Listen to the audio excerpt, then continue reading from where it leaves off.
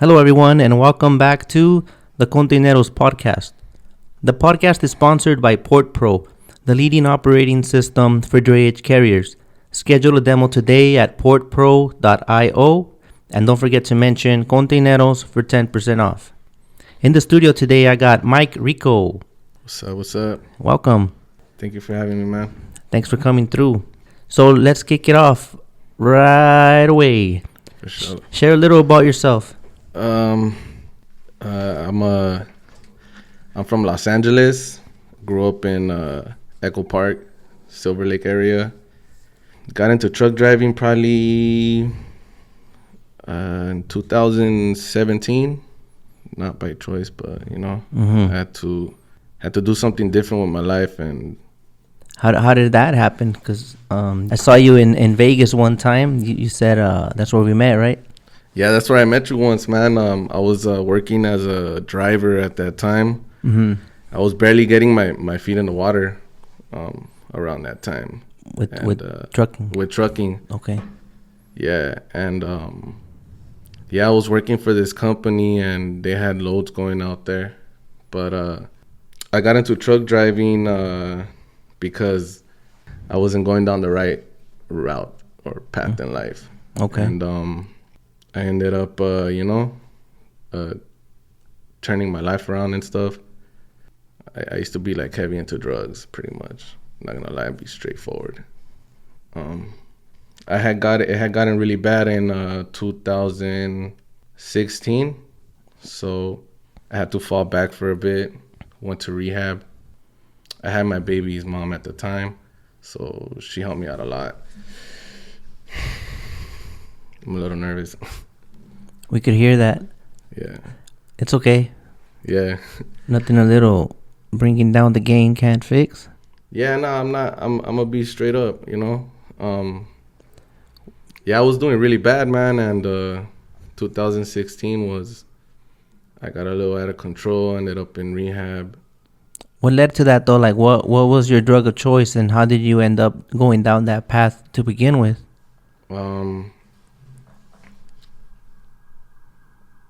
The timing of those sirens is epic. Yeah, crazy, bro. Let me take it back. So I grew up in a household with my mom and dad. My dad was always busy working,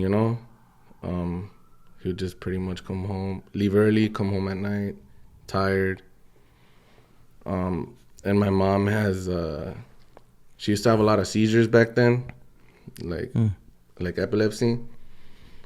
So, yeah, I grew up with a mom, but not really. And then my dad was always working. So just a bunch, led up to that. I would always kick it with a bad crowd. And yeah, man, I ended up getting into meth.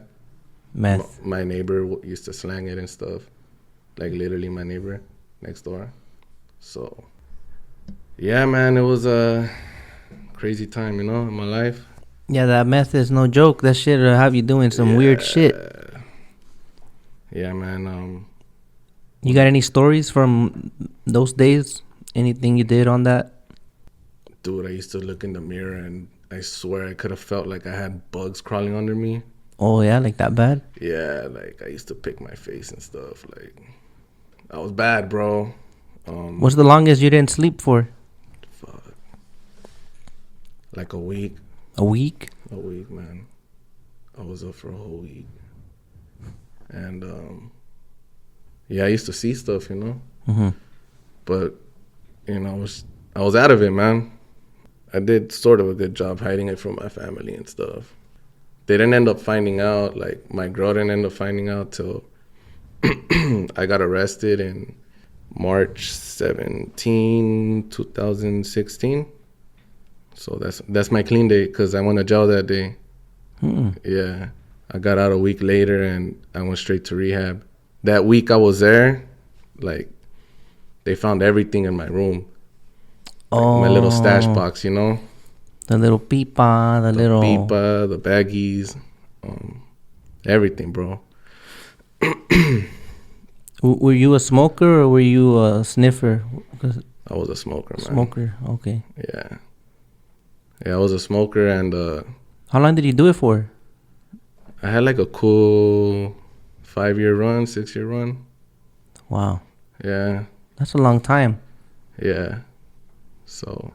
That's good that you, because with that much time invested in that world, it's hard to come out of it sometimes. Like the longer you stay active with drug addiction, especially meth. I'm not gonna lie, bro. I wasn't planning, like, when I went to jail for that week, I wasn't planning on stopping.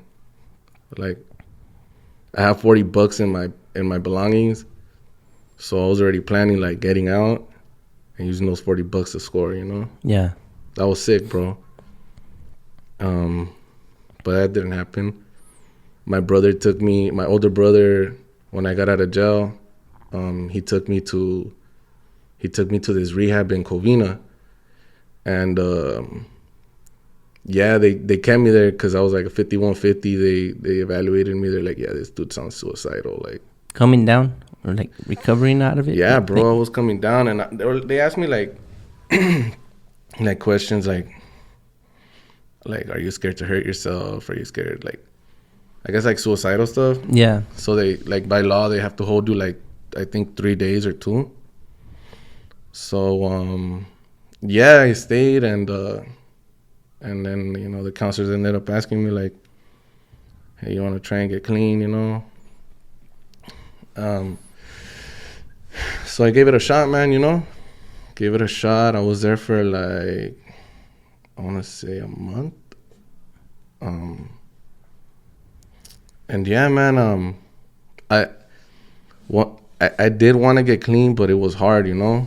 Like, I would always be like, on New Year's, bro, I was that guy, yeah, this is the last time. I'm going to start next year fresh. All those New Year resolutions. Yeah, January 1st, I'm still getting lit, you know? And someday never comes. Yeah, man. And so I ended up staying. I got out, and I got the mother of my kid. She got pregnant like a month as soon as I got out of rehab. So that's basically what made me like stay sober right there, you know. Excuse me. Yeah. She got pregnant, and yeah, you know, I had to figure out what to do, you know. I'm having a kid on the way. I don't have an apartment. I didn't have anything, bro. I had never, like, moved out. I've never had responsibilities, you know. I was always fucking around. I had jobs and stuff, but, you know, just, like, to fuck around. Yeah, during your active usage years, you were still working on and off, right? Yeah, I was working, like, getting little jobs, you know, like hotel jobs here, like, you know, just jobs, you know. Score, enough to score. Enough to score and be able to go out on the weekends with my friends and stuff. So fast forward, you have a child. Fast forward, I have a kid. How many do you have now? You still have only one child? I just have one. She's a little girl. She just turned 5. How do you feel when you mention her? Like, bring her up. I feel, man, I love her. She's honestly the best thing, like, and the reason why I stay sober, bro. Yeah, you know, I still have my mind has slip-ups, you know, where I think of it, but it's not like when I first got clean, I would, like, wasn't able to really brush it off. Yeah, meth's a motherfucker. Meth's the only drug that you can be clean for fucking 20 years, 25 years and relapse. Yeah, man. Just, you know. So, yeah, fast forward, I got clean. I got clean, got my girl pregnant, and, you know, she had met some girl that at some job where she was working that told her about trucking and stuff. So she was like, hey, maybe you should look into it. She helped me get my license and stuff because my record was, like, fucked up, man. And I got into trucking. I enrolled in a school, and then I had an uncle who was doing he's been a truck driver all his life, basically, and he started teaching me how to drive, like, stick shift and stuff on his truck when he would go to Utah. I did some trips with him to all the way to Atlanta, Georgia, just, like, learning on the open road. But I didn't like it because I was far, you know, and my daughter was, like, she was little, and I wasn't around, bro. I was like out 3 weeks, home 1 week. And that's your firstborn, so it's like you're very attached, and then that's what led to the sobriety. So yeah, man. And so yeah, man, I ended up meeting some guy that well, like a family friend who worked at the ports, and he connected me with one of his homies. And then I worked there for a bit. I met some I ended up just meeting people, you know. yeah. And yeah, man, I've been in trucking ever since. And yeah. Good start. Yeah, man. And congrats on your sobriety. It's not easy, you know, but Yeah, one day at a time, and next thing you know, you got years under your belt and a bunch of accomplishments that at the end, I hope it doesn't make sense to go back. Nah. You know what I mean? Never. Well, So- never say never, but you know. Yeah. One thing that stops me is seeing like those young dudes on the street, bro. Yeah. Like I used to be like that. Yeah, you could have ended up like that. Hell yeah. Because some, have you noticed, it looks like they just went too far and now there's no coming back. Like, they're just not all there anymore. Yeah, they Like, fried so they fried their everything. brain, bro. Yeah, that's sad, you know? Yeah. That's really So, sad. definitely blessed that you got out of that. Do you mind sharing the journey of how you became a owner-operator? I know lately that's your situation, you know? You didn't start off like that, but... Nah, okay, so the way I became an owner operator was the first dude that I worked in that actually, you know, he had a bunch of accounts in the port. So this was my first time going to the port and stuff. I worked with him probably like 2 years, you know, but I was new at everything, bro. He used to pay me like peanuts, bro.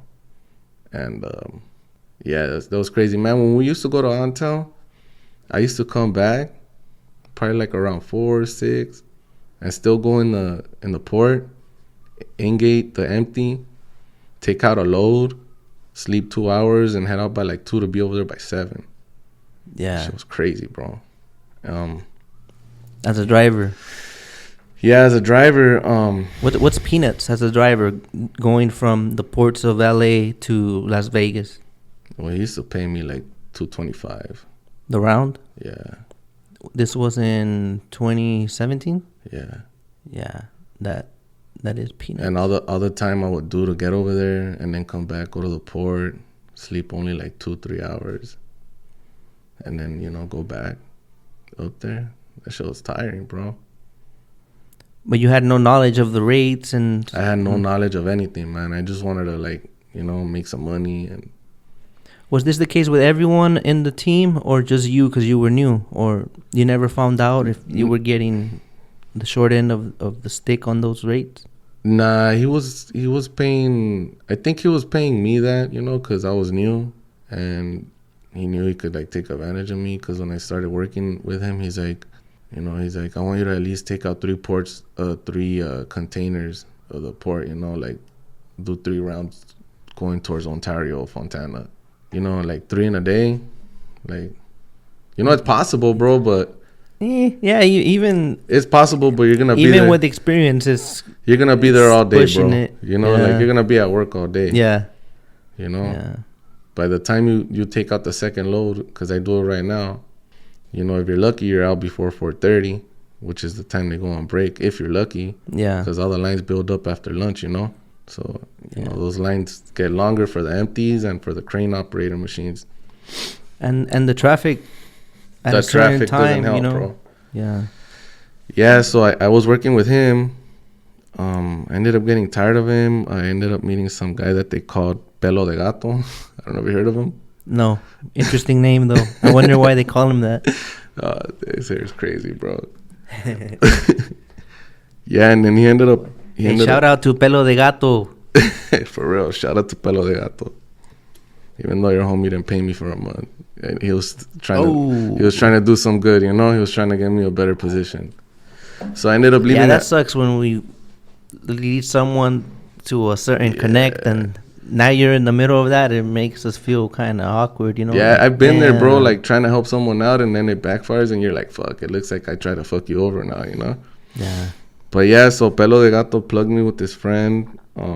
I was working with this guy named, I'm not gonna even say his name, but I worked with him for like 2 months. I thought it was gonna be better, bro, but like he wouldn't pay me weekly. Like he'd pay me like 2 weeks, 3 weeks. Till one time it took him a whole month, you know. I was like, man, screw this. Red flags. Yeah, took him a whole month to pay me. He finally paid me, but I had to be on his ass, you know. Yeah. So I got tired of him, and then one day I was just driving around the port, right here by Alameda, like the Lamo area. I was driving around that area because I always see like, you know, signs hiring drivers. Yeah. I pulled into this yard it's like by Alameda and Del Amo. It used to be like the PTS yard. So I went to that yard because I saw a sign. I met this old man, and he told me, yeah, I got this guy. He's hiring, you know. He's a friend. And I hit him up. I started working for him. It was going good, you know. Like I was working as a driver for him, but he had an account for METH in San Bernardino. So I was doing those METH runs until I guess that account died. And then he was like, yeah, I got an account in this freight forward company. He's like, you go there, you get on the list, you know, and, you know, you wait your turn, and they give you like a load going either to the port or, you know, up towards Ontario or whatever. So I did that as a driver, but honestly, I wasn't making the same money I was making when I was going to METH, you know. So I told him, like, hey, dude, you know, like, these are all owner operators, you know. That's why they wait, you know. They're getting paid like more than me. Like, I can't sit here and just do 2 runs to the port for like $50, you know. Like, it's crazy. Is that an accurate rate you had at the time? Yeah, it's an accurate rate, bro. With no waiting time? No waiting time. Damn. Yeah, man. Damn, dude, you kept trying to like find your... Yeah, man. You know what I mean? Your little groove. Like, find something to settle with for a cool minute. And this was in 2018 when I met this guy. Yeah. I did it for like a year or 2. And in 2019, he told me, like, hey, that truck you're driving, I'll sell it to you. I'll pay you as an owner-operator. And, you know, you could stay right there working. You know, he made it sound super nice and stuff. Like, I'm new to this whole, like, I didn't know nothing about the truck, bro. I just knew how to drive it, you know. I don't know mechanics or nothing like that, you know. Yeah. So, yeah, he made it sound like real nice. He's like, yeah, you'll make good money there. I'll sell you this truck. And he sold it to me. I worked, and he kept taking that on my paycheck. And I finished paying it off in 2020 or last year. And I think the beginning of last year. Yeah. And yeah, man, now I found out that truck can't even go in the port after this year, you know. So that's how I got into owner operating, you know. Like, he sold me that truck, but like, he knew what's up. You didn't know when you bought it that it was gonna eventually. I didn't know, bro. You thought you were buying something that you were gonna have for a while. Yeah, you know. Okay. You think he should have told you that this truck is on the way out eventually? I think he should have told me, bro. Yeah. Like, for sure, you know. You wouldn't have done it? Nah, I wouldn't have done it, man. I wouldn't have done it, you know. And I found out because, you know, a bunch of other truck drivers were telling me, like, yo, dude, he sold you that truck expensive. That shit's not worth that much. What year was the truck again? 2008. How much you get it for, if you don't mind me asking? 35 at the time. That's a little pricey, bro. Yeah, man. But again, you know, maybe I should have done my research, you know. Yeah. It's not all his fault, but, you know, I'm like, damn, you know, he's selling me a truck. I'm having my own truck, you know, like, make more money. Like, I was excited, bro, so I jumped in it, you know, and... How do you feel about having to buy another truck? What do you think? What are you gonna do? That's where I'm at, bro. I wouldn't want to sell this truck, but then again, I mean, what am I gonna do? Can I even use it in the state? I know for sure the ports, January 1st, 2023, they're out. Yeah. We gotta watch episode. What was it? 16 again? I think the one with the chicks from Rush, right? Yeah. Yeah. There's someone coming in as well in May to discuss options for buying an electric truck. Oh, damn. So I'm gonna have to get those questions ready. Yeah, so, I mean, But back to your question, how do I feel about buying a new truck? I don't want to, bro. yeah, of course not. You just paid off this expensive ass truck. And honestly, that was, like, super stressful, bro. Like, the breakdowns, you know. And, yeah, bro, that shit was just expensive, you know, like. But the market is good right now for trucks. So what if, I'm just saying, what if you take advantage of the fact that the prices are in your favor for a truck? Yeah. Like, if you sell it to someone that wants to take it out of state, like mine, I sold it for 32. Nice. In last year in November. It's in Utah. All right.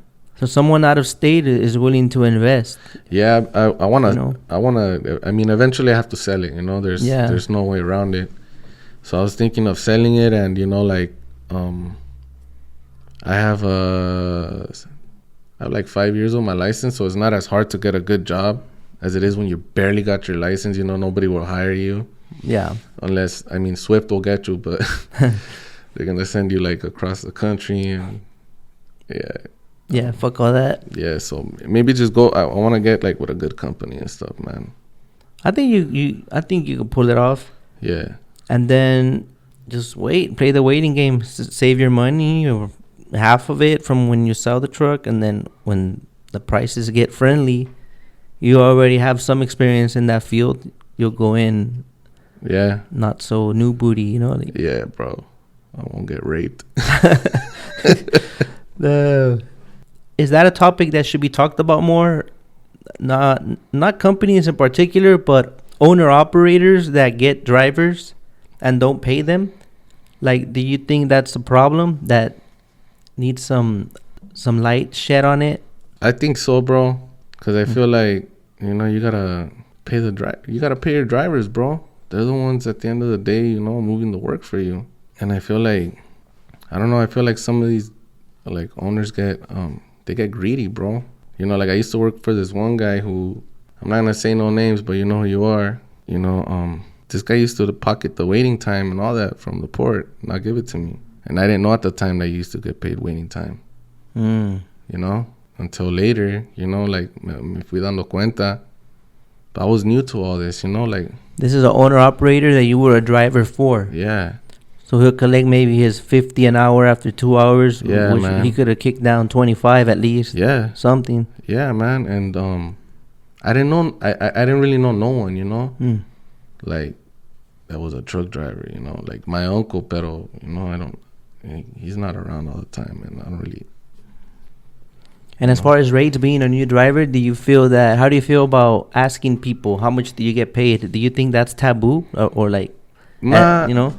Nah, you know what, man? Like, I think it's not being nosy if you're in the industry. You know, it's better to be informed so other truck drivers know what's up and no one gets taken advantage of. Did you ever ask? Yeah, he used to pay other people like the same amount, man. You know. When you asked other people about rates and stuff, do you feel they were sincere, or do you feel people kind of deflect that? Like, that's a good question, because I feel like sometimes people deflect it, or they won't give you like an accurate number. Like, why? You want to work here, bro? Yeah, bro. You want to take my work? For real, man. Yeah, man. I used to work in this company, like the freight forwarding one. And the drivers, bro, they get like chuchos, you know, like they'll keep their eye on the list, they'll keep their eye on the gate, making sure that nobody skipped them, leaving with a load, and they get mad, bro. Like, yeah, feels like a toxic environment, like stressful. Yeah, man. Yeah. And if the pay ain't worth it, then fuck that. I know, and then you gotta deal with the port and all the stuff that comes with the port. You know what I mean? So back to your truck. Were you leased on? Are you leased on, or do you plan to get your own authority? What's your status right now? So I'm leased on to a company. Okay. I'm using their authority and stuff. Okay. And you're not gonna get own authority unless you absolutely have to. What are your thoughts on that? I was listening to one of your podcasts, bro. I think it was a guy that brought you that sign. Or no, he's a the taquero. he's a driver, huh? Yeah, he's a driver. No, I think it was the guy that you were talking about like hazmat and stuff. Yeah, I don't remember what episode, but yeah, I have thought of getting my own authority. You know, maybe later down the line when I have my own truck. You know. Yeah. Yeah. Your next truck. Right now, you don't want to add to the little. I don't, man. I just, you know. It's a lot going on. Yeah, it's a lot going on, man. But that's on your to-do list eventually. For sure. Let's go into the worst day at the port. I'm sure everyone has one. Dude, I waited at Tray Pack one time. Trash pack? Trash Pack. Mm-hmm. I waited there for 8 hours, bro. 8 hours? In the little booth. Oh, in the booth. I was like, 8 hours, man. I don't know if that's the worst day. Yeah, no. Like standing in the little booth, bro. Fuck that, and bro. I hadn't done, and it was a hot day, bro. Yeah. You know that shit gets like super hot, man. That little metal box. Yeah. And the way they're shaped, it's like you get no shade. No shade, bro. Yeah, I had gone in there, right? And I hadn't done nothing all day. I was a driver at the time still. And I hadn't like done nothing all day. So I go on a tray pack and I get to the little booth and I'm waiting there, bro, waiting for the machine to come take my empty and put my load. Never came, bro. Other trucks are coming in and out. Oh, the worst. I'm like, what the fuck, you know? Like, maybe my container's in a hard to get spot, you know? Nothing, bro. I'm pushing the button. I stood there for 8 hours, bro. Like, I swear to God. I kept calling my boss at the time, like, yo, dude, like, hit him up. You know, he's like, I called him. I even pushed the emergency button, bro. I stopped the whole machine. Oh, that's where you fucked up. Yeah. At what point did you push the button? Man. I believe that gets you banned as well. No, I didn't, though. No? Probably like my 7th hour. Oh. Yeah, bro, because I had been pushing the button and they never answered. You know the little speaker? They never told you nothing the whole time? No, they never answered, bro. Did you see the container number on the screen? At least you knew you were in the right one? Yeah, I was in the right spot. I was in the right block, you know. And I wasn't in the lanes for the UTR trucks. Like, I was like seeing the little clerics pass by. I'm over here like flagging them down, bro, with my vest. Nothing, man. And then I just got tired of it and I told my boss, like, hey, you know what, man, I'm leaving. He's like, all right, I'll pay you $50 for the day.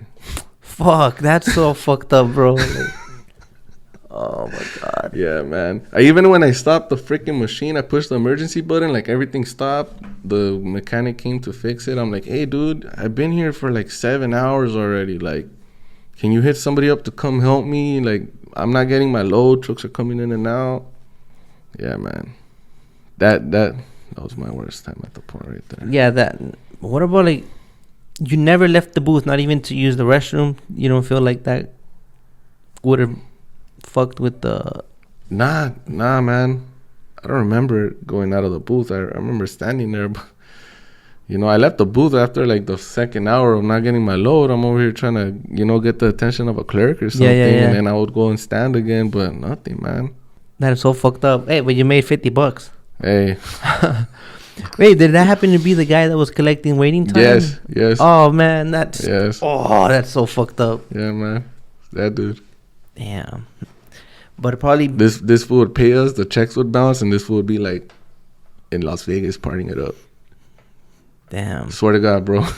At what point did you say, I'm out? Fuck this. At least working with him. I worked with him for like a year, man. Damn, si aguantas. You got patience. Yeah. Yeah, man. Any other port stories? I don't have stories, but I've gotten into it with a bunch of people in there.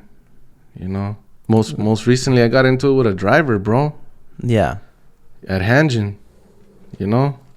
Got into it. What do you mean by that? Like putazos or talking shit? He wanted to, you know. Yeah. He wanted to do a little scene in the port, though. You know, like you don't gotta do all that, bro. Like lose your twig and shit. Yeah, man. So like, this is what pissed me off about him, bro. The port was freaking packed that day, you know. And on the way out, you know how it like, it's like a bottleneck, so everything like horrible. Yeah. Se traba ahí, right? I get to a lot of lanes becoming 2. or one, depending. you know. Yeah. I get to the last pedestals where you gotta get your ticket. You know, you gotta wait for it to print out to exit the port. Yeah. There's a truck in front of me. All the lanes are full, bro. Okay. I can't back up and switch lanes. I got like 4 trucks behind me. Okay. There's a truck in front of me, just a chassis, you know? And I'm waiting 5 minutes. I see all the lines moving. This guy you're behind, he's at the pedestal right now. Yes. Okay. I'm waiting like 5 minutes. I see all the lines are moving. You know, it's packed, but they're moving. But I can't switch lanes. I'm like, yo, what's going on, man? You know? Okay, maybe he's not getting his ticket. He's like with a chassis or whatever. 10 minutes go by. Now I'm getting impatient, bro. Like, right when I'm getting off the truck, like to go knock on his window or something, I see this fool walking from the freaking trouble window, bro. You know? No warning. Yeah, I was like, oh, man. Just seeing that right there, bro, it got me mad, you know?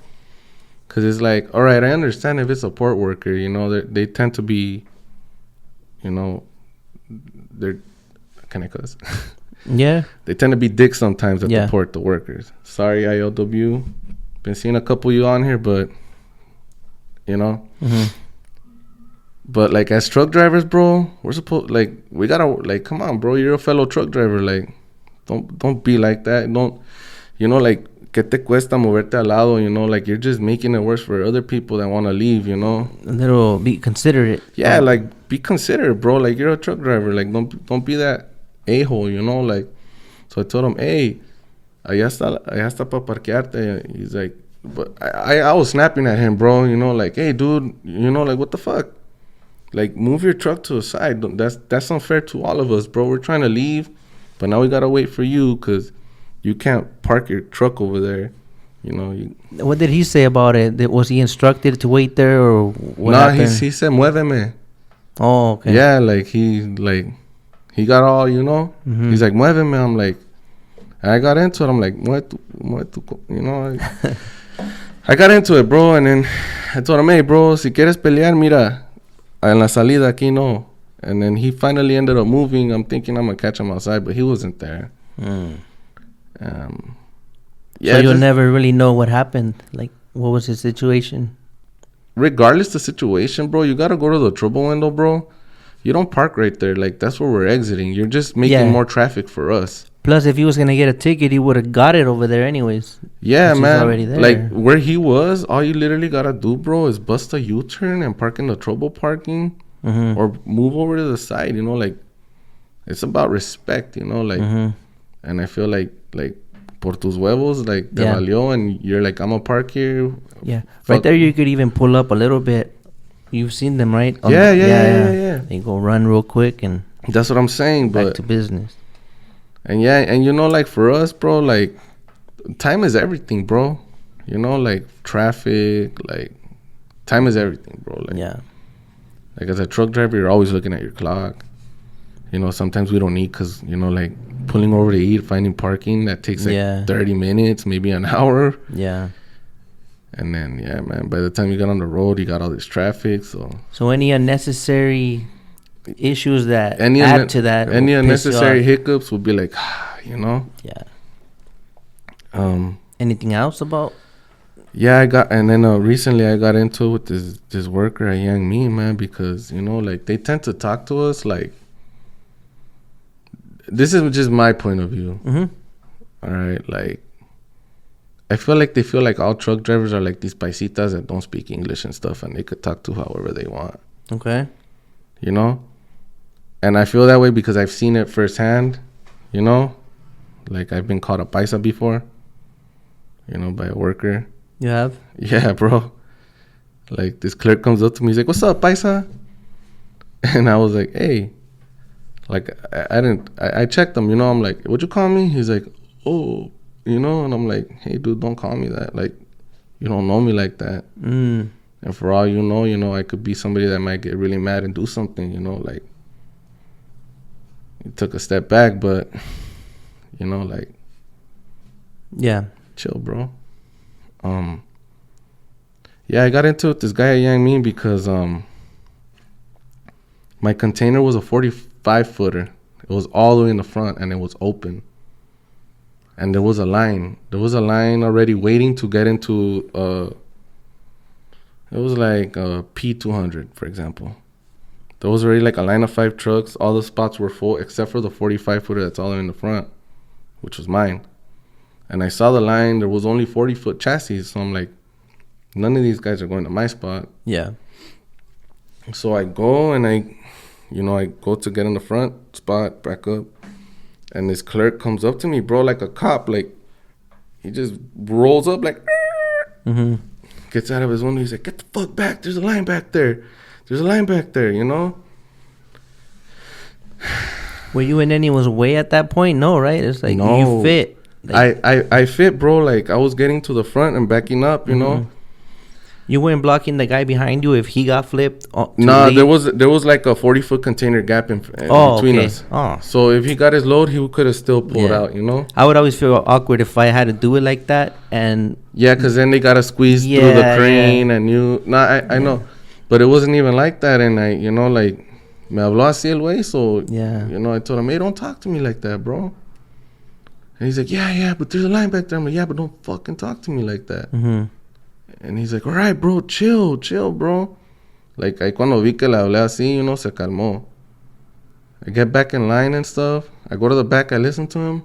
Then he comes to mark my tires. He's like, hey, man, I'm sorry, you know, like, I apologize, but, you know, like, sometimes guys cut and da-da-da-da. And I told him, like, yeah, bro, but, you know, you guys got to learn how to talk to people. You know, it's all about communication, bro. You know, like, when I go up to a clerk, bro, like, how many times have you tried to flag down a clerk and ask them for a simple question like, where is this spot at? Or this. And then they just go like that and they speed off, you know, like, ni te quieran ayudar. Yeah, there's a lot of scenarios. You know, there's like, a little bit of everything. Like, bro, I always come at anyone, bro. Wherever it is, I always come at you respectful. You know, like, excuse me, sir, I need some help. But I feel like, you know, like, right there, they don't care, bro, you know? Yeah, you know? Yeah, just... Are there any good at all? Like, yeah, that's the thing, bro. I bumped into a bunch of cool workers there, you know? But I feel like they're new. Oh, okay. Maybe with time they kind of... Yeah, you know? But I have bumped into some... I bumped into some cool workers. You think the ones that are new, they're only like that momentarily, and then with time... Yeah. Either they make them that way, or why do you think they end up being a little more on the impatient side, or don't want to talk to you? Or the new workers or the old workers? Yeah, because you had said the new ones seem to treat you better than the ones that have been there a while, you think? Maybe because they're still new and they don't have las mañitas that, you know, their other coworkers. You know, I don't know, man, but I bumped into a couple people and I know they're new because I've asked them, you know, like, sometimes when I'm getting my load and stuff, like, I'll talk to the guy instructing you to back up or whatever. Like, I'll be like, oh, hey, how long have you worked here, you know? And they're always like the new people that are the cool ones. Interesting observation. Yeah, man. So with that being said, if you could change one thing about the port, what would it be? Damn, that's a hard question, man, because I want to change a bunch of things. Which one sticks out the most? Look, man, I feel like we both need to work together. The workers there and the truck drivers, bro. You know, there shouldn't be, like, this tension between us, you know? Like, without you guys, we don't work, and without us, you guys can't work. You know, like, we need each other. It's like a domino effect. Yeah. I don't know. One thing that I would change about it is the wait times, bro. But I don't know how do you fix that? You know. Well, it's been an issue for a while, and either someone knows how to fix it and doesn't want to, or we sincerely don't know how to. Like, what's your take on it? It's not a right or wrong answer at this point. I don't know, man. You know what? One episode that opened up my eyes and you know, it made me, like, a lot of us are like, man, those workers are lazy. Yeah. But that guy you had, I don't remember. You had some IOW work. Not the most recent one you had.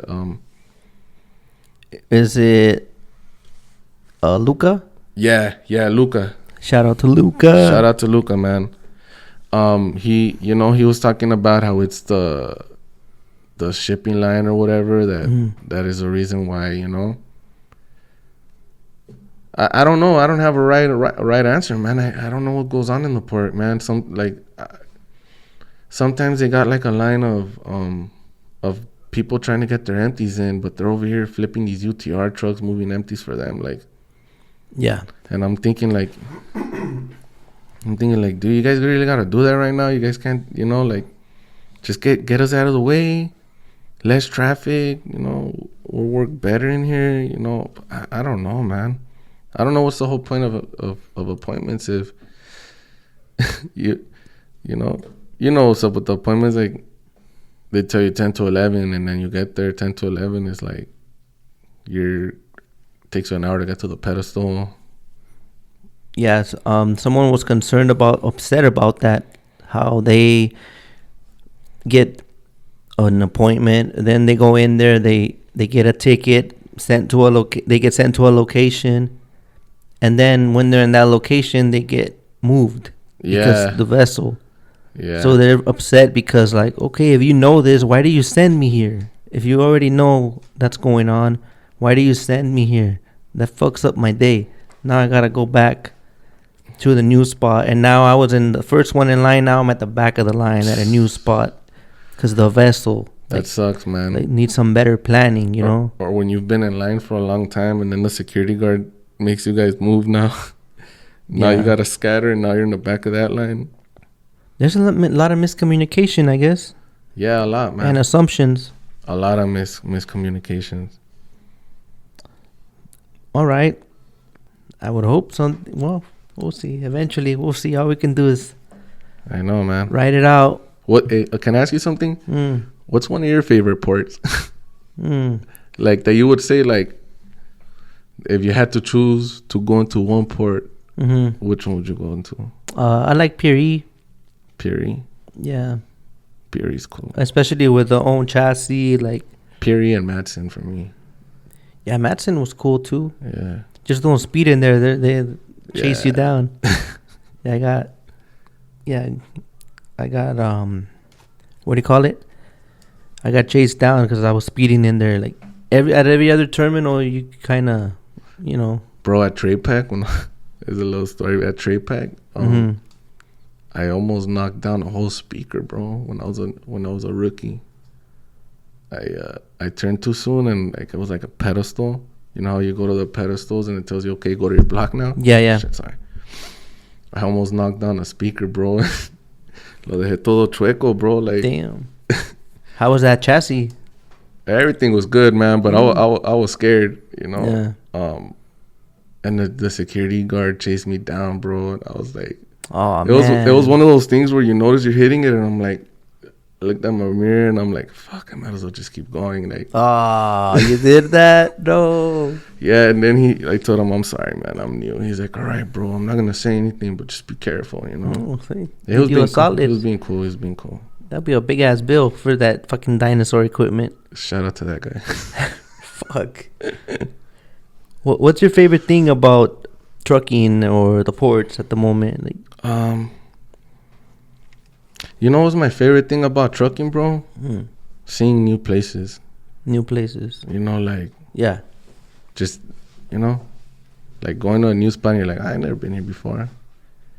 That's what I like, Like city or like scenery or like cities, customer or... City, sceneries. Everything. Just being on the road, having my music, listening to like a really good podcast. Switching things up. Yeah. Like always a new scenery, like you're never like stuck in the same spot. Yeah. Cool. Besides the port, And now you're getting paid your waiting time these days, I hope. Yeah, man, for sure. Sometimes I get this question a lot in the DM. Hey, bro, is it worth it? I'm thinking of getting my license. Is it worth it to be an owner-operator? Is it worth it to get my CDL? In most cases, it seems like they want to know if it's guaranteed. Like, you know what I mean? That's how I feel sometimes. Like, they want to know for sure, like... But all I say is you're gonna have to find out if you really want to do it. But would you tell them if it's worth it or not? You know what, man? It is worth it, you know. It's worth it, you know, like once you get your license, you might not get like the ideal job, but it's on, you know, experience. Fuck, man, look all the shit you've been through. Yeah, bro. They're probably like, fuck. Yeah. No. Nah, well, But you're helping someone right now with that. yeah, You know what I know, mean? Ask like, questions. yeah, it is worth it, bro, you know. It is. In the long run, it is definitely worth it. It's something that you always have, you know, like you know how to drive a truck. If you don't like it, you know, you can always do something else, but it's worth it. You know, I wouldn't say jump into getting a truck. You know, maybe get a little more experience as a driver. Yeah. And then if it's something that you think you want to do for a long time, you know, then maybe later on get your truck. But I would say, you know, learn everything. So that's your advice for those who want to be an owner operator. Yeah, you know, like learn everything, you know, like don't just jump into it and you know get stuck with something that, you know, like, you know, I would just say, you know, try and learn as much as you can, and then get your truck if you want. If not, just stay with a good company. But yeah, you know, especially if you're trying to change your life, stay out of the hood. You know, stop kicking it with certain people. If you become a truck driver, for sure you're gonna be busy. Yeah. You know. Any tips for actually when they have the truck, like maintenance tips or save money? Okay. Save money. Make sure you get a good truck, and you know, make sure, you know, I would have, when I got my truck, I would have I should have like checked it out first with a mechanic, bro, to be honest with you. You know. Did you get lucky with your truck then, or have you had to do any motor work, any expensive work to it? Yeah. What was the most expensive? The most expensive one, bro, I had to change the bull gear in the engine.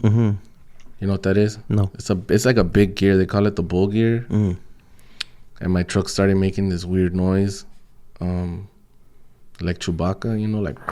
No, that's not like Chewbacca. You know? There we go. My Chewbacca impression. So I took it to this mechanic. That's another thing. Don't take it to these yard mechanics. You know, find a good mechanic, because I have had that where es esto, you fix that and it's not even that. Yeah, you know. So check it out. The bull gear, right? I took it to this yard mechanic, bro, and I'm not a mechanic, but I know damn well it wasn't the transmission. I know it was the engine. I heard it from the engine. Like, he told me, le tienes que cambiar la transmisión, esto, lo otro, you know. I'm like, nah, I'm going to take it to a mechanic. And if he tells me it's that, then fuck it, I'll bring it here and save some couple bucks or whatever, you know. I took it, and this guy told me, nah, it's the bull gear. And he was fixing a truck for that. Like just like mine. And he showed you. And he showed me, he had it opened up. He's like, look, this one is worse than yours. And he showed me the teeth, and he was like, este trabajo is like $12,000 for him right now. He's like, el tuyo como está. It was like $8,000, you know. So that's how much it costed me to fix it. It was an $8,000 fix. Plus the $35,000 truck. Plus labor and all that, you know. Yeah. So you got at least like close to 50 racks in that truck. Yeah, man. Yeah. How did you go about that? Were you prepared, or you had to? Hell no, I wasn't prepared. Man. Nah, man, I wasn't prepared. I was actually still working for the dude that sold me the truck. Yeah. So he was like, I'm going to pay for it, but I'm going to take it out of your paycheck. So that was the only good part, you know? Yeah. But yeah. But that always kept you limited. You had to haul only for them, I bet. Yeah. So that's how I ended up leaving him. Because, you know, I had already paid my truck off, and I told him, hey, you know, I want to go do side gigs, you know? Yeah, get that income up. Yeah, and he didn't want to let me. He's like, if you're gonna do that, you need your own authority. And your own stuff, so I left. Yeah. Either way, that's not true. If you're an owner operator, you could take your truck anywhere and lease on. So he's just trying to make you stay there. Like, you don't have your own authority to offer him, so why can't you do that with another carrier that pays better? Yeah, man. Yeah. But that's tripping. But you know what, man? I noticed this how this guy works. Like he has like these paisita dudes, and like he sold them all the trucks. Now he got them newer trucks, so they're stuck with him, and he don't that's one thing about raza, like the older generation. I feel like they don't really inform themselves. They go off of rumors that they hear from their peers, like oh, ya no va a entrar al puerto, oh, dicen que esto, dicen que lo otro, and they don't do their investigation, And also they get really comfortable with their ad, like yes, they're used to going to like one port, and they get scared to go somewhere else because they're gonna have to learn the other ports, and they like their rutina, that's the situation where the company for this guy that I was working for that sold me my truck, that's the situation with the guys over there. They're already ya están viejitos, and they got their rutina, even though they're getting paid they're getting paid to go to Rialto 225 as owner operators in 2022. In 2022, this is wild. 2022, 225 to go to Rialto, bro, round trip. I don't understand, man. And also, even if you take them some information and tell them that it's not right, they don't want to. I've hit them up, bro. Oh, man. I've hit a couple of these guys up, bro. Only one has left. And he left because, when I started working for this company, I showed him what they're paying me compared to what he's paying. Mm-hmm. It's way different, bro. Okay. Yeah. Way different, so. And I feel like they're just scared to break out of routine, like. I get it, my dad's the same way, bro. Like, yeah. Like, old school people. Yeah, so it's definitely important to ask questions and always try to stay informed, learn new things about the game. Always. Yeah, man, and to any truck drivers getting into the game right now, consider yourself lucky that there's a podcast like this. Because I wish I could have watched your stuff, bro, like when I was jumping into this, I would have learned a lot. Yeah. Well, I've got my fair share of, thank you for that compliment. I got my fair share of, good and bad. I've heard that it's boring. I've heard that there's always something that can be improved. I'm aware of that, but I guess I'm going, little by little. Yeah. I never done no editing or none of that stuff, so. Yeah. No, this is cool, bro. I like it. Yeah, add a little personal touch. That's what I want, to not feel like we got to be all, politically correct or whatever, because what we talk about is real stuff. Yeah. I mean, I think anyone can do some kind of corporate structured podcast where they gotta ask permission what they could say or whatnot. You know what I mean? You know a video I related about that you did a lot? Which one? I related a lot to the video you did about where you said about cutting corners and stuff like that. Mm-hmm. I related a lot to that video, man. Oh yeah. Hell yeah, man. Is that the one in the owner op playlist? Yeah. Oh, okay. So I should keep doing them then. Yeah, you said that you used to cut corners to save some money, but it all comes back. And that's the one that you said that sometimes you want to go to a yard mechanic, but to save some money, pero te sale peor. Mm-hmm. Yeah, and it's not even a tax deduction if they give you some corny ass receipt that the CPA is not gonna be like, what the fuck is this? For real. Hey, but I saved $100, man. Man. Shit. Lo barato sale caro. That's for sure. That's for sure. You know what I mean? Sure. So, thanks for that compliment again. It inspires me to keep going. You know what sucks about being a truck driver? Eating. Oh yeah. Why? We get bored of the same spots? Not only that, bro. It's not healthy. Yeah. It's like I'm tired of Subway and tacos, bro, and I used to love tacos. What are you doing these days to stay healthy in the truck? You know what? I'm not gonna lie, bro. I've been fucking up lately, but I need to get back on it. It's just I haven't had a fridge and I haven't gotten a new one. But when I had a fridge, I would take like these little prepackaged salads, like just like stuff to eat, you know, peanuts. You know, I'd bring like sweet. You got the sweet tooth or not? Like we all got a weakness. Like I gave up all kinds of stuff, right? So right now my stuff is like Starbucks, like, or fucking candy bars. Like I got a sweet tooth. Like nah, I like coffee, but not. I guess the sweetest stuff I've been drinking is these energy drinks. You know. But yeah, I try to take like granola bars and stuff like that, you know. Yeah, we gotta take care of ourselves. There was a driver that came on here.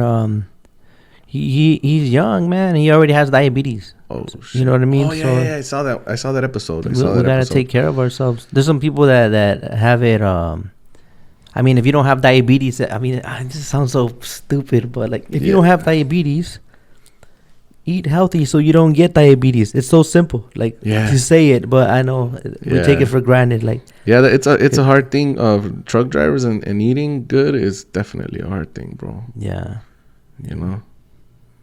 And sometimes it sucks, like the timing too. Like, the timing, bro. And then I've had to eat and drive so many times. Don't tell me, man. I used to do that when we used to do those on-tail loads. Yeah. I don't think you enjoy it as good. You feel like you get a lot of air, or I don't know how to. Like, you end up half of it all over your clothes too. Yeah, and then you're done eating and you forgot. Wait, I ate already. Like what? Like you didn't really enjoy the experience. Like you weren't really present. It's just coming in and like comes just to eat, bro. To stop the hunger feeling. You know? Yeah. I like to enjoy my meal and just relax. Yeah, but well, lately that's changed, so yeah. I eat in here now. Have you ever had an accident, bro? An accident? I had an accident, a small accident inside the terminal. Oh, okay. Yeah. Fender bender. Yeah, well, this guy he didn't set his brakes, so his truck rolled back and hit mine. Yeah, you gotta make. Sometimes, dude, when you step on the brake, you're like. Oh, I remember. I at F10, the old Pier E. Oh, okay. Bro, that was a brain fart. But Pier E is, what came after F10. Okay, that's the same spot though, right? Yeah, now they're using that spot where F10 was. Like that's the new entrance. All right. It's the back gate or whatever they call it. But I know. Yeah, way back there. Yeah. Where you go do it's right there where you do the turn to go into Pier E, right? Is that like Dead End Street? Over there by the Carbonera. Yeah, there's the turnaround right there. There is? Yeah, like if you're coming to Pier E from like say from Madison, you know how you can't make a right into the entrance. You gotta go down that street, make a U-turn, and come back. Yeah, it's over there where you get to the stop sign, then you make a right. Yeah, go over that bridge. I've only been in there once, bro. Yeah. Just check online, like on the Instagram account, see who posts, if it's open or not. All right. Go back there. Sometimes it's empty. Yeah. But you had a little some guy rode him behind some guy, or some guy rolled into you? Oh, he rolled into, well, who knows? Maybe this guy, he rolled back, and it was not that big of a deal. Also, there was one when at F10, there used to be a lonchera right there. And I would wait for the appointment or whatever. I don't trust those loncheras, bro. Appointment. Was there appointments then? Either way, this scenario at F10, the old F10, it was empty. There's nobody there. So I took a quick nap. I wake up, the line is long, and I'm boxed in. Oh, snap. In the lonchera area. So I remember that time I wanted to squeeze through and get out and leave. And I was so focused on not hitting the trucks. Because the trucks are like, horizontally positioned, and I'm going vertically. Yeah. So I'm just squeezing through, and I'm like a boss. I didn't hit no truck, I didn't hit no container, but I hit a fucking yellow pole. I didn't see it. I was so focused on.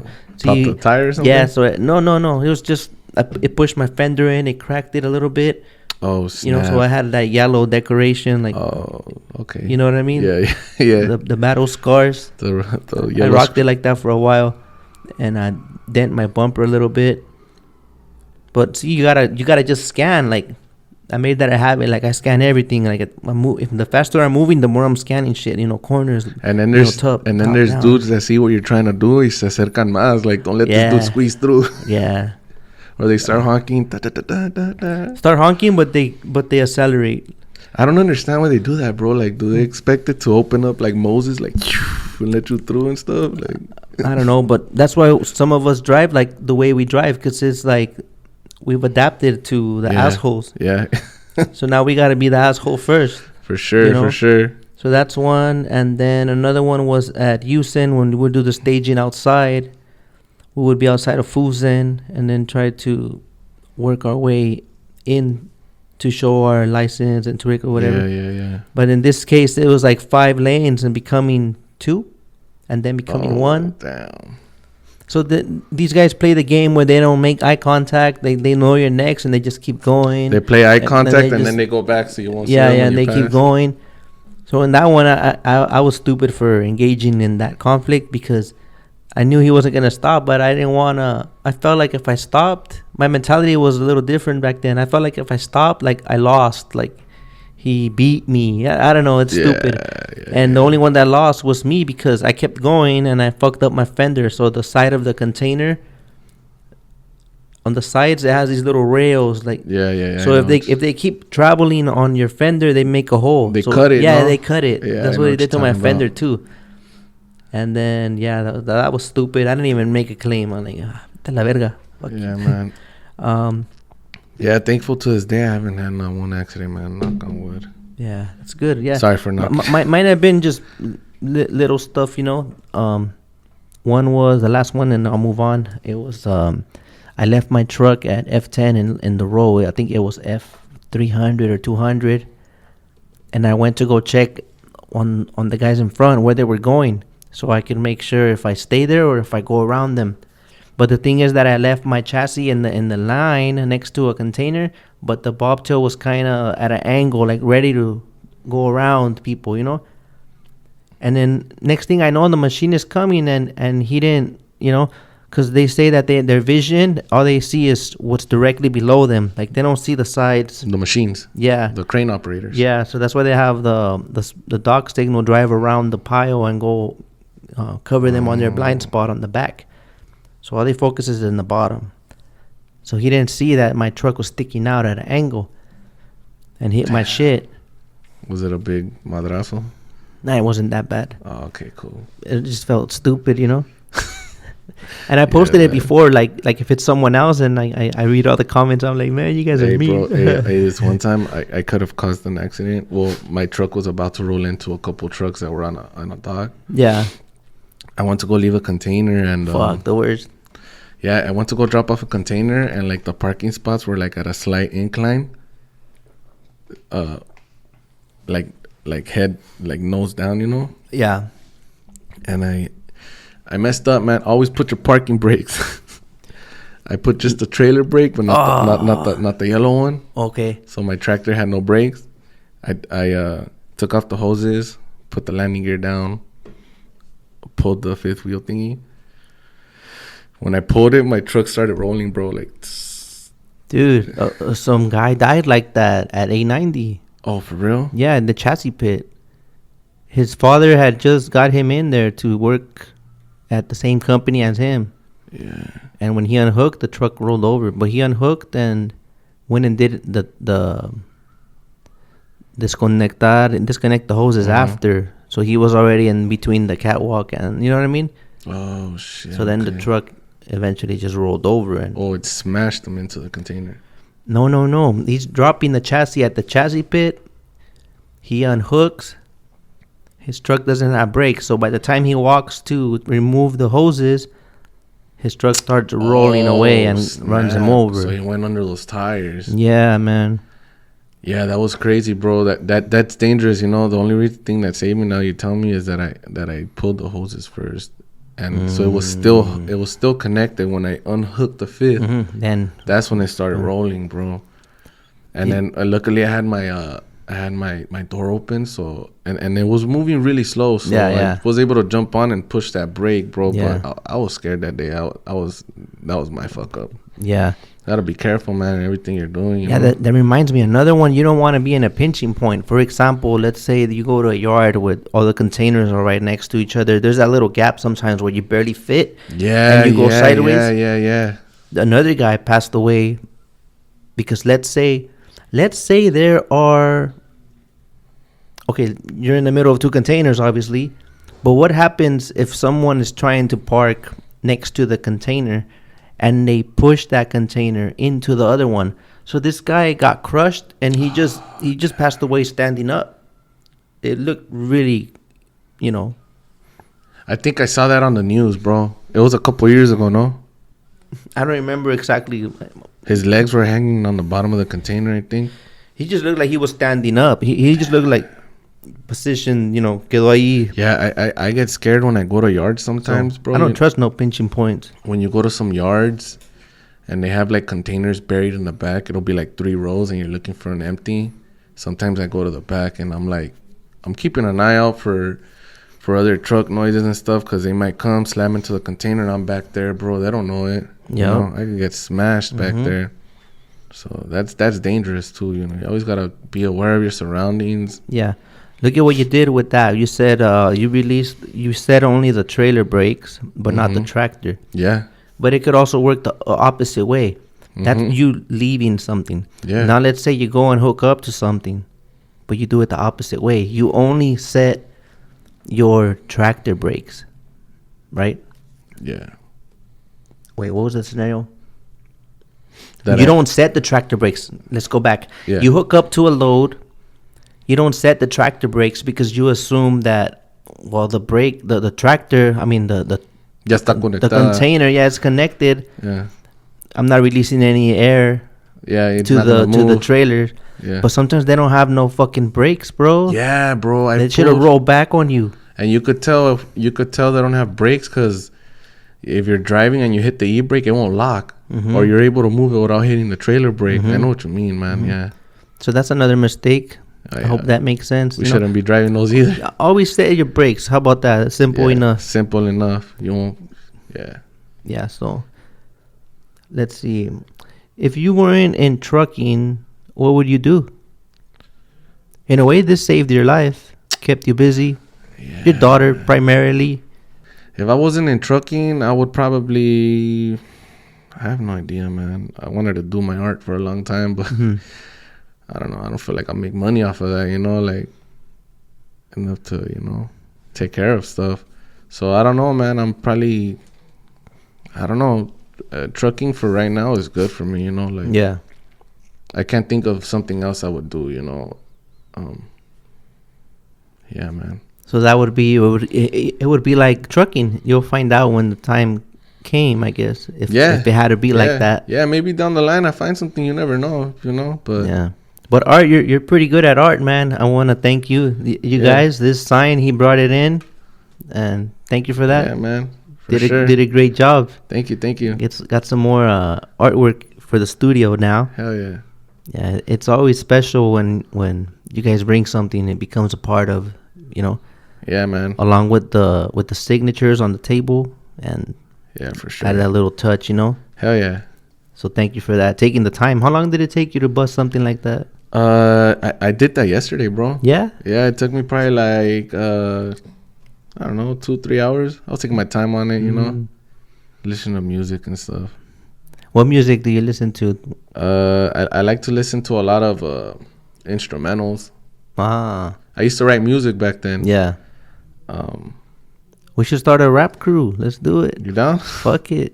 I'm down, bro. We'll call it a midlife crisis or something. Midlife crisis. Something. Something catchy. I'm down, man. Yeah, I like to listen to everything, bro. Lately, I've been listening to like a bunch of 80s house music type of stuff. Like, sounds like porn music. Like, yeah, I like it though, bro. Like, yeah, a lot of that, and a lot of beats, you know. So you used to rap or something, or write? Like I used to write. I used to write. I used to write music and stuff. You know, back in my loco days. Yeah. Yeah, I used to do that. I used to be into graffiti and stuff. I still am, you know, but We can tell. You gotta take a step back from that sometimes, you know. Yeah, it's hard to pay the bills with that, but Fuck yeah. it can be done. But sometimes we just gotta see if it's worth the risk. Yeah, I was into that whole hip hop, like a lot, you know. Yeah. But you know, it's time to had to grow up. Either way, that's therapeutic. Do it on the side. That could be a hobby. You know? Man. I'd be going up here to You ever been right here to the World War II bunkers? No. Nah, it's right here in San Pedro by the Bell. I didn't even know, bro. I'm not gonna lie. No? No. Oh damn! It's like a little graph spot, bro. It used to be World War II bunkers, but everything in there is painted. You could just go and paint, bro. With no legal problemas? Nah, nothing. The fuck? Yeah. It's cool. I'll have to go check it out one of these days. Yeah. Can you take the kids and stuff, or? Yeah. You could take the kids, bro. It's a little hike down there. Oh, okay. Yeah. It's Interesting. It's not bad. What's it called again? There's the World War II bunkers. Okay. It's right next to the Bell, bro. In San Pedro. Yeah, I'll send you the info. All right, cool. Because it doesn't really have an address. You just gotta know how to get in there, you know. Who inspires you to go harder? My daughter. Your daughter. My kid. Cool. Yeah, man. That's. They do that. They tend to do that. I'm having a bad day, you see them smile. Man, hey, bro. Get your mind off of all the negativity. When I had my kid, bro, I felt like I finally had a purpose in life. As may sound like cliche or whatever, but yeah, man, I feel like, okay, this is what I gotta do, you know. Whether before when I had her, I was like I was just, you know, just going with the wind wherever, bro. Just I didn't know what I wanted to do. I didn't have like no direction in life. You know, I'm not perfect right now. I don't have everything figured out. I'm growing, bro. It's actually my birthday on Sunday. Happy birthday. Hey. Thank you. But yeah, man, I'm just trying to figure it out and, you know, trying to do better and stuff.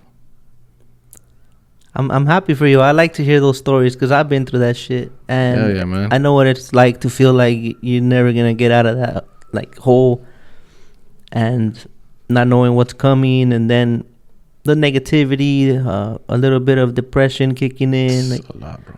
A lot of thinking, and it happens to be negative. It's like, you don't want to switch it up, switch the scenery. Man. Yeah. And then shit starts going good, and then you're so used to, like, you know, bad shit happening that you start feeling like, whoa, this is suspicious, you know? Yeah, man. Yeah. But it's okay, man. We deserve to be happy. You know, you deserve what you got going on right now, and I'm happy for you. Thank you, man. You know, like, and whoever's out there going through some shit, like, know that it could get better, you know? Just hell yeah, man. Nothing is permanent. Shit, even the glory ain't. Seems like, impossible. Yeah. It seems impossible, you know? But once you do it, it's, you know, you just got to do it, man. Do you still get triggers, though? Or, like, you know, hey, cravings? Bro, I'm not going to lie. All right, so check it out. I just went to Reno over the weekend. And I stayed at some hotel, bro. I went to go get something from my car, and as I'm coming back, I went through like a back entrance because my room was it was right next to an entrance that was in the back, and then there's the stairs that go up to the other rooms. I bumped into some dude and this girl were hitting the pipe, bro. Yeah. The Pookie pipe? The Pookie pipe right there. They were like homeless. They had gotten in and stuff. And I stopped and I stared at them. Like, I stared at them for like 3 seconds. I was like, oh shit, you know. But then I was like, I kept going, bro. It's just stuff like that, you know. I don't. You had to go into the restroom right away or what? Nah, Devil hole. Nah. Oh damn, bro. Shit, remember that, bro? First hit, you gotta run to the restroom. Oh, nah, but yeah, it gets easier with time, man. Yeah. Honestly, I don't miss it, bro. I don't. Like, So what's your coping mechanism when you do have a urge? Go into your art, music, okay, spend time. in the beginning, my coping mechanism was I would go to NA classes and stuff. I moved out of where I lived. You know, I had to get out of where I lived, bro. That's the first thing I did. You know, like when my girl got pregnant and stuff. We like I told her like I can't stay here. You know, it was bad, bro. I would wait for her to come from work so she could go with me to get cigarettes because I didn't want to bump into no one. You know, because I know I was gonna bump into someone that I used to fuck around with or something. And I felt like I was weak at the time. So, you know, I would wait for her and be like, hey, I waited for you. Take me to buy some cigarettes. Stuff like that, bro. You have to sometimes leave where you're at, you know, if you want to do something different. Did you lose a lot of friends then, or did they understand? Oh, yeah, man. I lost my best friend. He actually died. Oh, man. I'm sorry to hear that. Yeah, man. With something relatable or? Nah, man. Just drugs. Same shit? Yeah. But he used to do. Were you clean when that happened to him, or? Yeah.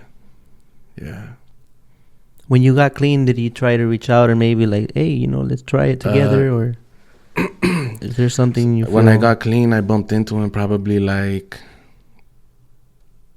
2 months after I got out of rehab.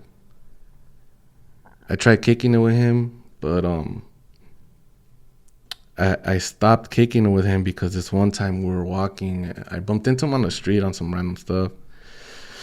And he was like, yo, what's up? Let's go hang out. Let's go to my house and stuff. You know? So I was like, I'm down. A cop passed by and then he got all jittery and he threw a sack. You know? And the cop passed by, didn't do nothing. He went back, picked it up. We started walking. The whole time I'm walking, bro. You had already changed your mind. No, my mind was already going like, damn, that sack is in his pocket. Damn, that sack is in his pocket. He really has a sack. Like, you know, just fucking addict, bro. He's probably gonna offer me something. Yeah, I had to tell him like, hey, bro, you know what? I'm gonna just go home because I didn't want to do it. You know, I mean, I wanted to, but I didn't want to. You know, I was trying to change my life, and that was the last time I kicked it with him, and like. Probably 2 months after that, I got a call that he passed away. Yeah, man. Overdose or? I think it was that, because his brother found him like sleeping, and he used to do lines, so I know those hit harder. He had just killed a whole bottle of Jack, and he had heart problems already. That's a bad mix. Yeah. Yeah, man. And I have another homie, Kaicho, rest in peace, who I got into it with him too, and like fucking around and stuff, and he passed away. He passed away in Christmas 2020. On Christmas? Yeah, he had diabetes, bro, and the drug like super deteriorated him. Also, he was on meth as well? Yeah. So meth and diabetes, it takes you harder. Hell yeah, bro. And then all it took was for COVID to hit him. He was already like bad as it was. And then COVID came and he ain't stand no chance, bro. And that was it. You already lost 2 friends to drugs then, and yeah, the pandemic. Yeah, and then I don't kick it with the same people anymore. I don't have friends anymore, bro. That's crazy. Just the dudes that I met in the trucking that I'll hit up, and you know, when I'm falling asleep, hey, ¿qué onda? Just to wake up, you know. Yeah. Yeah. Just I work, kick it with my daughter on the weekends. Pretty much it, man. Yeah, I feel the same. I don't have friends, but it's weird because I say stuff like that, and it seems like I want people to like come and be my friend because it's weird how I describe it. I don't know if it's because I used to do so many drugs that I'm a schizo now or a weirdo, but low key I like being alone but at the same time, you kind of want friendship. But then sometimes I don't like people, like just people in general, like, you know, like, I don't know if that makes sense. Like, you want a friend, but then when they extend their offer to be friends, you push them away. And not because there's nothing wrong with them. You just feel like, I don't know, like, you kind of... Hey, man. I don't know how to describe it. I go through the same thing, and I don't know what it is, man. But, like, I feel like sometimes people are like, man, fuck this fool. You know, like, they hit me up and stuff, and I don't answer, I don't reply, you know. But it's not because I don't want to talk to you. It's just I'm weird like that, you know, like... I don't know, bro. I don't know. It's hard to describe it. But you know what I mean, though. I think we're just making peace with ourselves and getting to even, like, still know ourselves and adapt to this new lifestyle. Yeah. You know? And it takes being blunt and just saying it like it is. Yeah. And the people that are really going to be your friend, when shit hits the fan and they got to be there, that's when you know who's your friend. Oh, for sure. You know what I mean? For sure. There's some of those that we don't talk for months, but when it's like, when you hey, see can them, I count on you? Boom. Yeah. You know? Yeah. For sure. That's what matters to me, not the quantity, but the quality. Yeah. For sure, man. I probably only have like one friend like that I know I could count on, even though we don't kick it like that. But then at the end of the day, as long as we're good with ourselves, like, if you could count on yourself and, you know, you're improving your life, like, you got to start with number one. Trying to do better. Be your own friend right now. Yeah, for sure. Be selfish, you know? Yeah. It's good to be selfish sometimes. Yeah. Just focus on yourself. Selfish ass fool. Selfish ass fool. Sick ass fool. So where do you see yourself in 5 years? Dude, in 5 years, hopefully with benefits. Now I'm trying to get a good job right now, man. I want to work for a company and see, you know, switch it up for maybe a year and see how it goes. And, you know, if I don't like it, maybe later, you know, become an owner operator. Everything has its pros and its cons. And I feel like, I mean, working for a company is cool. You get benefits. You might get like a 401k or something. Mm-hmm. That's stuff that you don't get as an owner operator. Like, you gotta save for rainy days or for when you retire. Well, they say we could set it up ourselves. We just have to look into it. Yeah. Like financial. That's true. Even our own life insurance policies and retirement planning. Yeah. In 5 years, bro, I don't know. Hopefully, I just want to be making better money, you know? I think you'll be straight. You're learning along the way. Man, what you've been through, and then on top of that could tear someone down. Like, you already been through addiction. You're trying to be clean. Well, I say trying because it's an everyday thing. It doesn't end. Oh, yeah. At least I'm speaking for myself. But if it makes sense, let me know. So no, it makes sense. It makes sense. And now, so if you made it through all that shit, like, it's only, you know, puro pa arriba, puro pa adelante from here. Like, what's the worst that could happen? That's true, man. That's true. So I think you'll be all right. Shit, you've been through some. I don't know. This was shady, man. For real, dog. So look at it closely. It's their fault, huh? It's my fault, huh? What does Containeroz mean to you? That's a good question, bro. I've never really thought about it. Look at it closely. Containeroz. I don't know if I feel like it's like a little clan, bro. Like, hustlers, bro. You know, working man. Hustlers, working man, little clan. A little clan, you know. I like all of those. It's a little clan, man. Yeah. Bread chasers, you know. We're all trying to make money, man. You know, that's what I want to do. Yeah, me too. And I want everyone to make some money, you know. For sure. I feel there's been some information that's been kind of hidden. Yeah. And keeping people at a certain level, you know. I mean, it's okay to get your bread, but not at the expense of, like, fucking someone else over. Yeah. For sure. I'm glad that we are here now, sharing stories, putting a face to what some people see as just the trucker or just the containero. For real. Hey. Like, we have lives, we have goals, we have dreams, we have loved ones. We're the real Santa Claus. We're trying to, You know, provide. we're a big truck drivers are a big asset, bro, to everything. Everything that you got at a store, everything that's at your pad, whatever, wherever you bought it at, came there on a truck. Got delivered there on a truck. It was on a truck at some point. Yeah. You know, it wasn't on a wagon being pulled by horses. Yeah, we gotta take some pride in this, Yeah. In one sentence, I think that's what I want. Like, to put drayage on the map and what we do, and for us to be proud of being a container hauler. It's not embarrassing. It's not, bro. It's not like, oh, ugly containers. No, there's way more to it. This is a part of a giant web in the supply chain. Hell yes. So let's take it for what it is and run with it. Yeah, man. So yeah, hey, thank you for shedding some light on us, bro. You're welcome. I love this. Yeah, man, me too. It's dope. Always learn something new from someone and give people a voice, Get to know you guys. Let the people know what you go through. Yeah. And inspire others to come on here and share their story. It's crazy because hearing somebody else share their story and stuff, it makes you realize that you're not the only person that feels that way. Like when I see your videos and stuff, I'm like, damn, like that video you made, that maintenance video you made, man, about cutting corners and all that.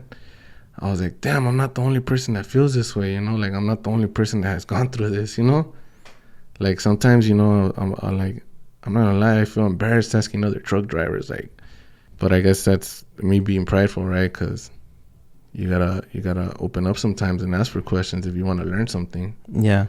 Oh, you'll learn, but sometimes it's more expensive than. Maybe you'll learn the wrong way, like, yeah. But fuck it, man. Yeah, I don't think there's any losses. There's just lessons. Bunch of lessons. Like I said, you'll be straight, man. Yeah. Anything you want to add to this? We're at the end already. Nah, man, I really appreciate you for having me over, man. For reals. I really do. Sick puppy right here. I appreciate you taking the time to do that, Yeah, man. Nice art piece. Hell yeah, you got to put it up somewhere. So, hope to see you soon to do the part 2. I'm down. With see what happens after. I wish you the best. Hope you get top dollar for that truck. If you do plan to sell it, make the best of that. Yeah. That could be your down payment when the market settles. And right now, drivers are getting paid decent. Yeah, because it's a driver's market right now. Yeah, man. So, where can they reach you at? They could reach me at Facebook, Miguel Rico. I don't wanna put my other page out there because you already know what I post up there. Okay, no IG. Yeah.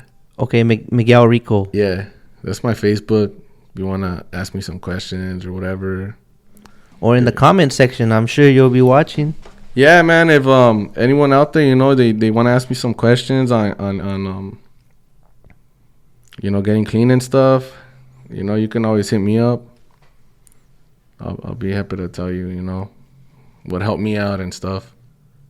All right. Well, thanks again for coming, and thank you guys for tuning in. Don't forget to like, comment, and subscribe. We really appreciate it. And catch you on the next one. Peace. Thank you. Peace.